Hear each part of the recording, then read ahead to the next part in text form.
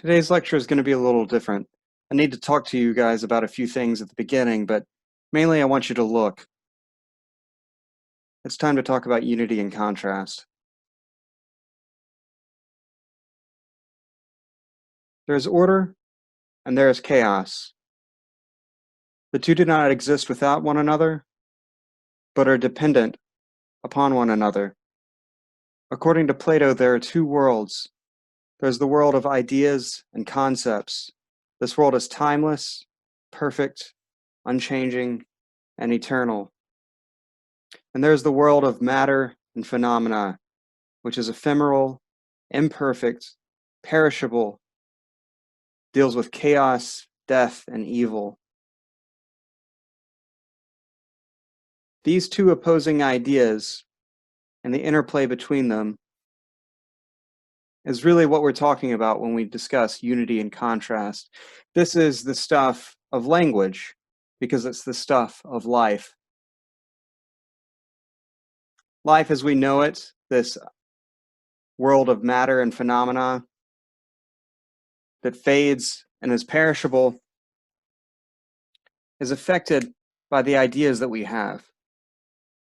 Art is the application of these ideas to the material world, the creation of communication.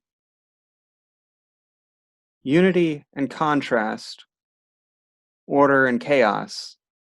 This is how communication works. A structure is formed, a unity, and against that unity, there's a contrasting element thrown. The resultant tension is what communicates. I'm going to provide an example, but I'm going to give a little warning here at the beginning. This is going to contain some rather coarse language, so if you don't want to hear it, you might want to mute your audio for just a second. It's some really early Dave Chappelle stand-up.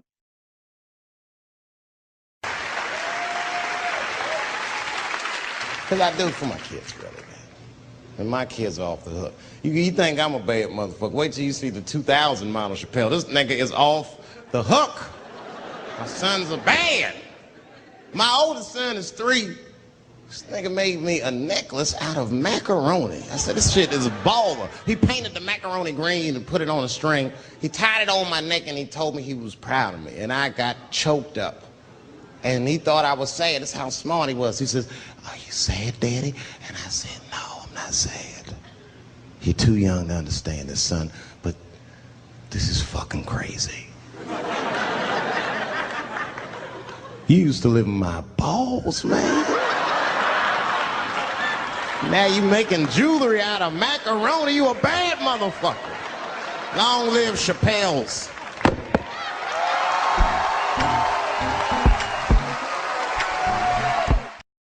This example from Dave Chappelle illustrates a few important points. A world is created, a sweet and loving world in which Dave is talking about his relationship with his son. You expect a very tender moment between the two. Into that world, he throws a really vulgar statement, which is true at the same time. And you should never explain a joke, but this is how communication works. It's no different in music, in which you have the setup of the chorus and the verse, which contrast against each other.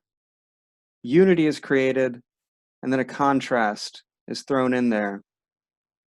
Contrast without unity is chaos, and it is meaningless. In this class, we're always discussing relational contrast, the relation of the parts of the whole. These things are perceived immediately, but we need to be able to break them down just a little bit. What follows is a simple recipe for relational contrast, and I should warn you ahead of time that these sorts of recipes and formulas that we use to break down works of art, this isn't how the artist thinks of the work. We discussed last lecture about the role of intuition. Intuition is a felt thing. It's something that you understand from your gut, but it's something that can be trained, and that's the entire purpose of this class. So when I show you this recipe, don't take it to be the be-all, end-all of how you create art, because it's certainly not that. And when we look at these works of art later, don't think that this is exactly how the artist is thinking about it. The work of art is something that is intuited, or it could be thought of in more formulaic ways as well. But the communication happens immediately, and the understanding from the artist that the work is done is usually a felt understanding, not something mechanical. But we have to start from somewhere, so let's start with this recipe. Take one contrasting element, we'll call it C sub 1, and state it strongly. Take your second contrasting element, C sub 2, and state it strongly.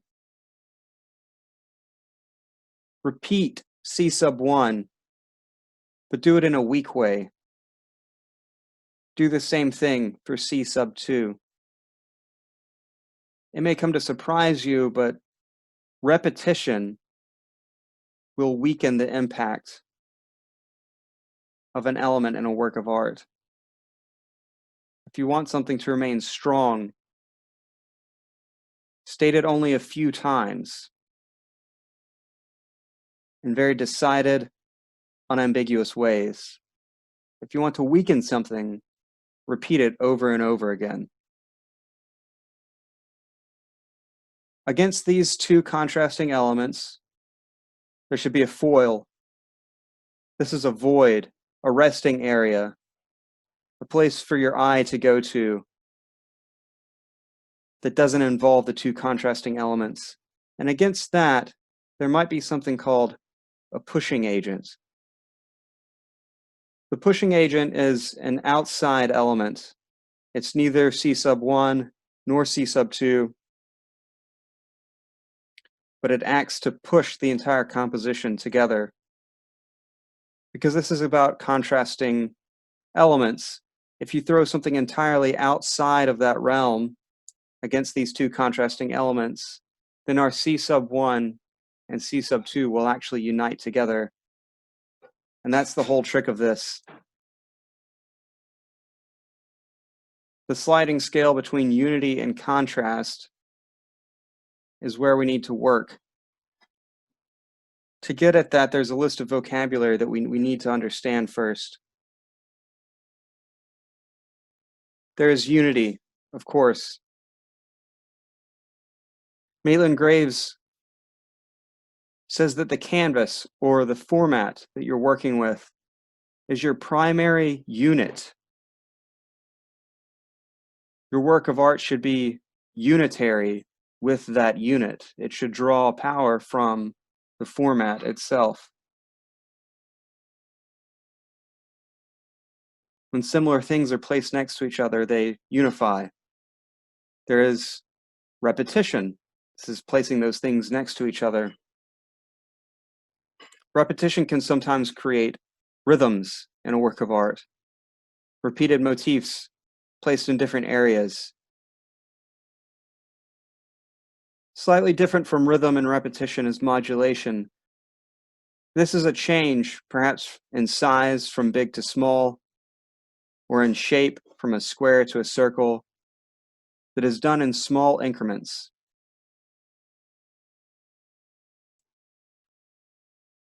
Variety is contrast without unity, but as we discussed when we looked at that Jackson Pollock painting last time, if everything is different, it's the same as everything being the same. And there's contrast. This is the sliding scale from unity to contrast. And working within this is how we're going to practice our visual communication. Geometric refers to shapes that can be created with rulers or with compasses, things that can be traced. Organic shapes are those shapes which can't be traced, things you freehand to remind you of nature. Dense refers to when things are clustered closely together, and sparse is when things are spread far apart. For the rest of the lecture, I'm just going to show you images by 5 different painters, 2 of whom are dead, the rest are living. All of these artists but one have made work within the past 10 years. All of the artists but one creates non-objective works of art. This is going to be beneficial for you because all of your designs have to be non-objective. I've selected these artists because their work easily demonstrates the ideas that we're discussing today. Modulation and repetition, even variety are ways of creating unity. Against that unity, elements will contrast. What I want you to do is simply look at the work. Each image is paired with a description of how it's operating in terms of unity and contrast. These descriptions are very similar to the types of problems that you'll have to be solving this semester. That's not to say that the descriptions provided encompass the totality of the work of art. That would be a ridiculous statement. But they do illustrate the points. So take the time and really look at these works. Pause the video if you need to take a closer look. And let's begin.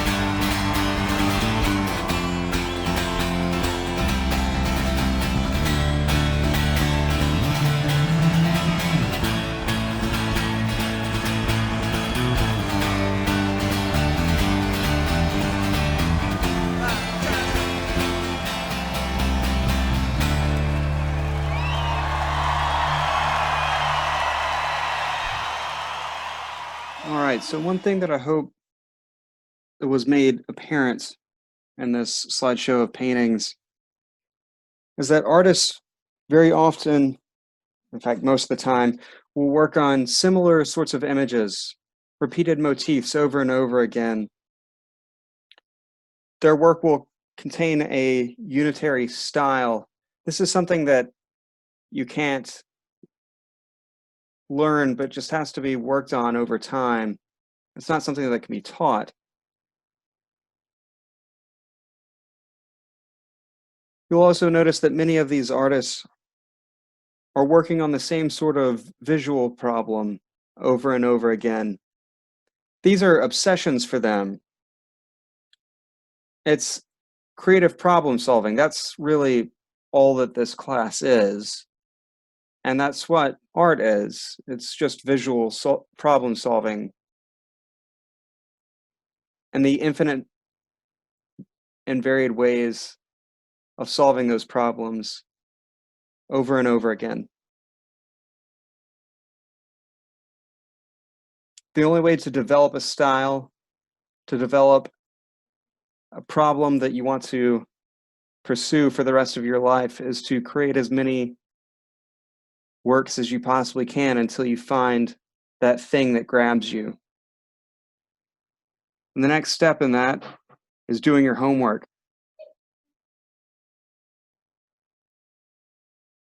So for next class, you should read the Shape chapter in Art and Visual Perception by Rudolf Arnheim. And you should complete your studio problem number 4. Using narrow dark lines in a square format, create strong variety. Do 10 thumbnails and 10 variations. Create 10 thumbnails, select your best work from there, create 10 variations of that single design. Select the best of the 10 variations to blow up as your final design. I'm working to catch up on your previous assignments, so I'll get those to you as soon as I can.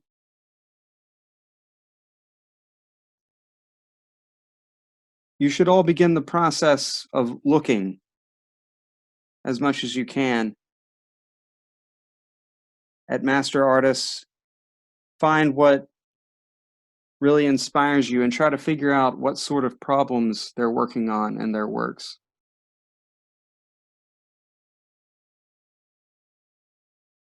I look forward to seeing what you create next. And I hope this whole idea of studio problems is starting to make a little bit more sense.